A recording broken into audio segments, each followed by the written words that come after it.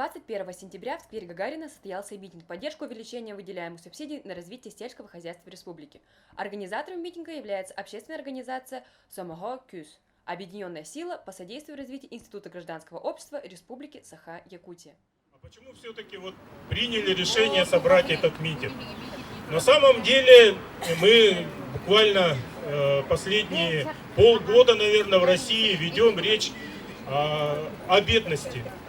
И президент страны Путин поднял этот вопрос, что в России главная проблема – это бедность населения. На сегодняшний день Якутия является лидером по бедности в Российской Федерации. Почти 24% населения проживает ниже прожиточного минимума, это только по официальным статистическим данным. А где же эта бедность кроется? Смотрим на улицах, все на джипах ездят, все хорошо. А на самом деле бедность, она в селе. Почему бедность сконцентрировалась в якутском селе? Да потому что там просто нет денег. Там есть люди, которые хотят работать, которые могут работать, которые рожают детей, хотят, чтобы в их селе работала школа, хотят, чтобы в их селе был фельдшерско-акушерский пункт, больница. Они этого хотят. Ну а что делать, если в деревне денег просто физически, теоретически нет? А как могут деньги в деревню попасть? Могут попасть только в результате целенаправленной государственной политики, выделения денежных средств. Вот Иван Петрович Пономарев не даст соврать, я работал 15 лет назад, уже больше 15 лет прошло, как я работал министром финансов. Как бы ни был тяжел наш бюджет, в стране был дефолт, еле-еле справлялись с платежами за коммунальные хозяйства, но тем не менее мы находили от 12 до 13% государственного бюджета отдавали на финансирование сельского хозяйства, понимая о том, что существенная часть населения республики живет и работает и держится за село. Прошло 15 лет, что же произошло? Сегодня бюджет республики составляет 220 миллиардов рублей. 220 миллиардов. И всего лишь 10 миллиардов, менее 4,5% выделяется на государственную поддержку села. Да, и при этом из 10 миллиардов рублей, вы только вдумайтесь, вы думаете, что эти 10 миллиардов рублей доходят до сельчан? Вы глубоко ошибаетесь. Реально в виде субсидий на молоко из 10 миллиардов доходит 2 миллиарда 700 миллионов рублей. 2 миллиарда 700 миллионов рублей – это на 30 тысяч работающих на селе. Сегодня фонд оплаты труда какого-нибудь промышленного предприятия, в котором 1500 человек работает, гораздо больше годовой фонд оплаты труда. И когда мы говорим, уже переходим на такие вещи, как понятие себестоимость реальная, сколько же обходится сельчанину производство литра молока. Вот Иван Петрович привел данные о том, что один из руководителей Минсельхоза приехал на какое-то совещание в деревню и сам признался, что себестоимость составляет где-то 59 рублей с чем-то, но около 60 рублей. И при этом на субсидирование выделяется всего лишь 35 рублей за литр. То есть сельчанин должен работать в убыток. Я свои цифры вспоминаю, когда я сам вводил механизм субсидирования молока, литр дистоплива тогда стоил всего лишь 7-8 рублей. Сегодня литр дистоплива стоит 60. Если раньше, сдав молоко, сельчанин мог купить спокойно 2 литра дистоплива, чтобы заправить трактор, скосить сено, привезти его, то сегодня за 35 рублей сколько литров дистоплива можно купить? Вы представляете, какая идет диспропорция? Ну и на самом деле вы не думаете, что я вот там городской панер, министр там бывший. На самом деле я самый первый фермер в Якутии. Мой отец Березкин Борис Степанович еще в 1986 году открыл самый первый сельхозкооператив в Якутии.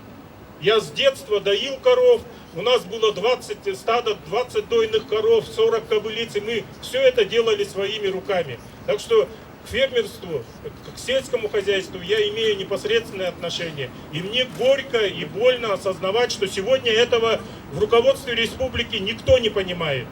Вот теперь немножко о цифрах. 220 миллиардов бюджет, 2 миллиарда 700 миллионов рублей на дотацию молока. Это полный идиотизм. Поэтому мы в своей резолюции требуем, чтобы в 2020 году, а правительство уже запланировало, что в следующем году господдержка села будет уменьшена до 8 миллиардов рублей. 8 с хвостиком. Еще меньше, чем уровень этого года. А мы требуем, чтобы в следующем году государственную поддержку села довели до 15,6 миллиарда рублей. Это всего лишь составит примерно около 6% от общего размера государственного бюджета. Это крайне маленькая сумма. Но мы тоже реалисты, мы тоже понимаем, что сегодня там 20 миллиардов, 30 миллиардов выделить нереально. Но 15,6 миллиарда это реальная цифра, которая позволит, по крайней мере, остановить спад производства. Большинство, к сожалению, не читает статистические данные. Да? Вот за первое полугодие этого года, за первое полугодие 2019 года, по сравнению с прошлым годом, количество дойных коров упало на 9%. По сравнению с прошлым годом в организованных хозяйствах. Сегодня поголовье коров держится только за счет частников, за счет частных хозяйств. Их осталось всего лишь 75 тысяч коров. Зато у нас, оказывается, удои растут. У нас тут рекорды по 3000 литров молока надаивают люди. Когда были организованные хозяйства, когда были закуп комбикорма, когда были зеленку заготавливали, силы делали, 2400, 2800 это уже у нас герои Советского Союза были. Сплошные приписки и непрофессионализм. Поэтому сегодня действительно митинг это первая ласточка. Собрались люди, наверное, в основном из города. Я думаю, что люди с деревень, и может и финансовых средств не имеют, и в том числе большинство из них запуганы. Потому что вместо того, чтобы сделать законную основу господдержки села, наше правительство в последние годы методично все это заменяет грантами. Раздает, миллион дало, приехали на конкурс, все на коленях приползли к чиновникам, стоят в коридорах, в очередях, брат, сват, родственник или как-то получает там 500 тысяч, миллион, уходят, потом через 2-3 года режут коров. Конечно, получили 1 000 000 рублей, купили коров, а сдавать молоко в убыток себе какой смысл? Через 3 года они забивают все это хозяйство и идут снова за грантами. Вот поэтому эти люди, к сожалению, с деревень сюда не приехали. Они не приедут, они боятся. Это как в зоопарке приученные, когда кидает льву или там тигру кусочки мяса дрессировщик. Вот так их передрессировали. Поэтому они не могут выйти и защитить свои интересы. Поэтому, к сожалению, такие организации, как наша, Самого Кюс, общественная организация, мы стараемся поднять эти вопросы. И сегодняшний митинг, я считаю, это первая ласточка для того, чтобы противостоять планам правительства по сокращению объема финансирования сельского хозяйства и требовать его увеличения. Сегодня вы прекрасно знаете, кто у нас в руководстве республики. К сожалению, пришлые люди, не местные. Я понимаю, там председатель правительства Солодова приехал, куча долгов, государственный долг и тому подобное. А кто ж ему скажет, что на селе проблемы? Он куда-нибудь в село приедет, так ему там сразу стол накроют, костер разожгут, саламат, кумыс, танцы, огохай. Красота просто. Надо дать понять пришлым товарищам, которые не знают экономику республики, не знают культурные основы жизни нашего народа, что жизнь якутского народа, она заключается в селе. А жизнь села заключается в чем? Именно в разведении крупного рогатого скота. Так уж повелось.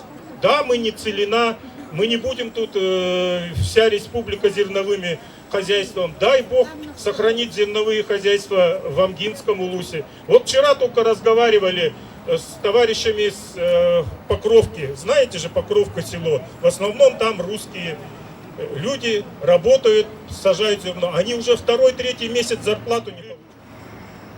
Да полный бардак творится, товарищи. Поэтому вот как бы резолюцию мы рассылали по WhatsApp, вот здесь лежит на столе резолюция. Там очень точные, серьезные цифры, которые мы предлагаем, как специалисты в том числе, и экономисты, и работники сельского хозяйства в наших рядах есть. Просим поддержать эту резолюцию, не стоять в стороне, не говорить, что мы городские, или там я уже уехал с деревни. Все это в конечном итоге придет, беда придет и в ваши дома. Это вот я привел пример учителей. Вот учителя говорят там, ой, а у нас там закроют школы или нет в деревнях, ай, у нас сокращают там больницу какую-то. Так почему сокращают школы, почему сокращают больницы в селах? Да потому что не финансируют сельское хозяйство. Не будет финансирования сельского хозяйства, вся молодежь уедет в Якутск, будет здесь работать торговцами, там, работать там, я не знаю, охранниками, в МВД пойдет. Слава Богу, их у нас численность каждый год увеличивают. Все.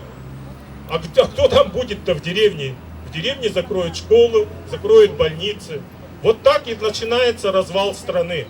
Поэтому, уважаемые участники митинга, не будьте равнодушными, поддержите наши требования. Давайте потребуем у правительства увеличения финансирования села.